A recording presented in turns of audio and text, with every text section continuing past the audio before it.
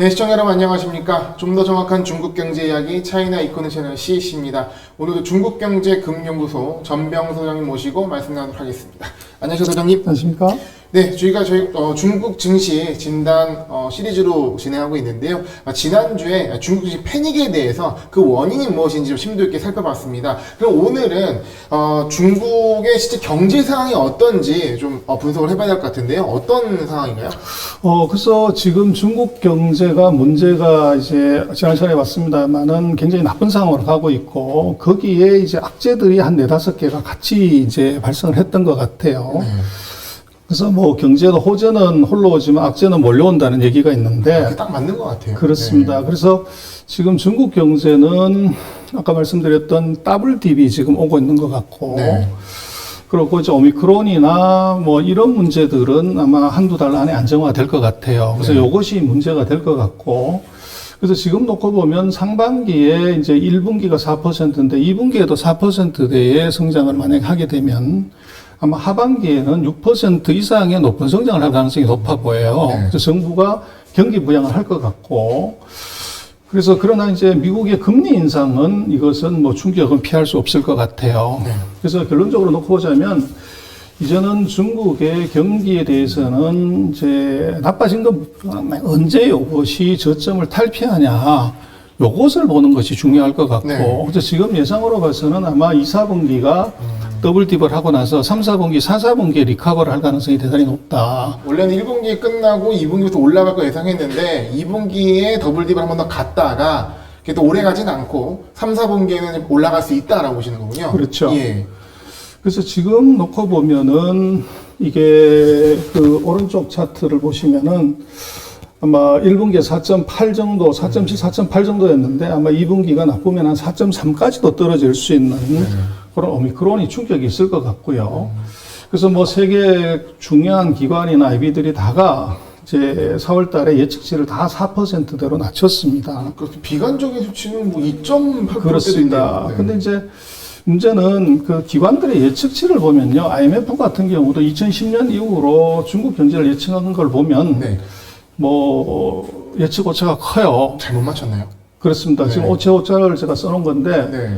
보시면은 그 제가 2010년부터 쭉 체크를 해봤습니다만은 이게 이 4월 달하고 10월 두 번 예측을 하는데 4월 달 예측치를 보면 대부분 조금 높게 예측을 했고요.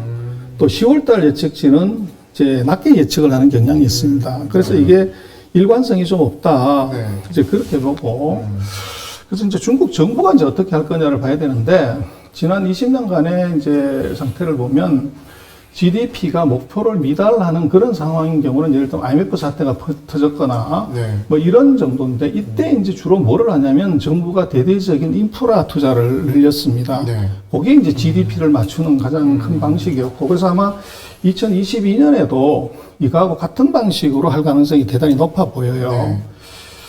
그래서 5.5%를 금년에 이제 달성 못할 거냐 할 건데 제가 볼 때는 아마 상반기에 4%가 나오면 하반기에는 6% 이상의 고성장을 만들어서 연간으로 5.5%를 할 것 같아요.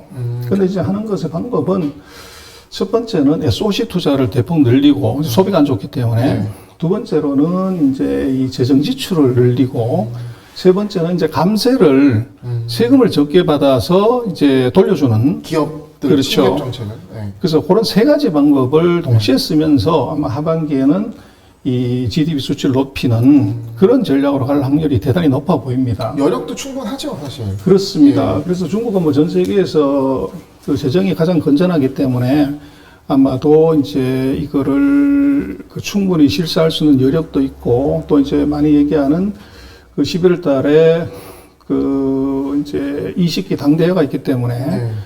2022년에 GDP가 목표를 못 맞추는 그것을 그대로 용인하고 가기 어려울 것 같아요. 그래서 역대로 보면 중국이 그 정부의 그 목표하고 실정하고 차이가 난 적이 한 3번 정도 있는데요. 그때 오차를 적용해가지고 5.5% 목표를 해보면 2014, 15, 16, 19년을 보더라도 대략 한 5.2에서 5.4 정도는 중국이 달성할 수가 있어 보입니다. 과거의 경우를 놓고 보면. 네. 그래서 정강으로 따졌을 때 그렇죠. 5% 그랬을 넘길 수 때 뭐 있다. 5.5 정도는 조금 더 쓰면 되니까 네.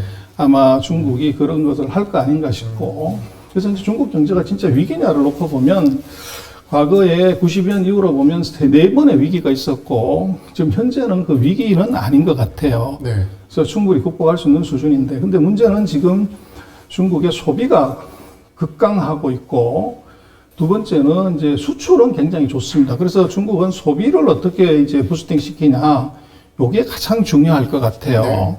그래서 요거를 이제 어떻게 해결하느냐 하는 문제가 이제 답일 것 같고요. 네. 그리고 지금 이제 고용 유발 계수를 놓고 보면 지금 GDP 1%당 한 220만 정도를 고용할 수가 있는데, 지금 금년도에 대졸자가 한 1,070만 명 정도가 이게 그 졸업을 해요. 네. 그래서 이게 지금 뭐 이렇다고 하면 적어도 5.5% 정도는 성장을 해야 1,070만을 고용할 수 있기 때문에 금년도에 5.5%는 정부가 약간 무리를 하더라도 네. 이것은 경기 부양을 통해서 이 목표 달성할 가능성이 높고, 그 부분은 상당히 그래도 긍정적이네요. 그렇습니다. 네. 그리고 재정 적자를 이제 목표는 한 2.8% 정도 내겠다고 하는데 실제로는 아마 3.5 이상 아마 적자를 내서 투자를 더 많이 할 가능성이 높고, 네. 작년에 감세를 한 1조 1천 정도 했는데요. 금년에 한 2조 5천 이상 할 것 같아요. 그래서 그만큼 위기 상이라는 거죠. 그렇죠. 네. 그래서 이걸 통해서 5.5%를 달성할 가능성이 대단히 높아 보이고, 그리고 중국이 그 사이에 그 긴축을 많이 했습니다. 통화량도 많이 줄여놨고 부채 비율도 낮춰놨기 때문에 이 두 가지를 동시에 네. 그 부채 대출도 늘려주고 통화량도 늘려주면서 경기를 부양할 수 있는 여력은 있습니다. 네. 네. 그래서 지금 이제 뭐 부동산 경기도 최악이기 때문에 중국이 부동산을 약간 풀어주게 되면 이 전통산업, 철강이나 화학이나 뭐 이런 시멘트 같은 것이 좋아질 수 있기 때문에 그 GDP를 올리는 방법이 될 수 있을 거고, 그래서 일단은 SOC 투자 늘리고 또 최근에 이제 상무부가 얘기한 소비 진작책을 이제 확장을 하고, 네. 그 다음에 이제 부동산 규제를 이걸 완화를 할 것 같아요. 약간 정가의 보도 같은 거 아니겠습니까? 그렇습니다. 네. 그래서 그런 것들이 같이 이제 동시에 작용을 할 가능성이 높고, 그래서 최근에 중국 경제는 뭐 굉장히 어려운 거 분명한데 더블 딥의 상태로 그 2분기에 들어갈 가능성이 높지만 네. 정부가 이걸 자시하지는 않을 것 같다. 그래서 아마 2분기에 더블 딥이 나오게 되면 3, 4분기, 4, 4분기 아까 말씀드렸던 한 4가지 정도의 정책을 통해서 성장률을 높이는 정책으로 전환할 가능성이 대단히 높아 보인다. 그렇게 볼 수 있을 것 같습니다. 어떻게 보면 가장 중요한 성장률, 그 연간 성장률에 있어서 이게 지금 상황은 안 좋지만, 외부 환경은 안 좋지만 정책을 통해서, 정부 지출을 통해서 이것을 끌어올리고 어떻게 보면 증시에 있어서는 그것이 가장 좋은 호재가 아닐까라고 볼 수 있겠네요. 그렇습니다. 네, 소장님 오늘 말씀 감사합니다. 네, 맞습니다.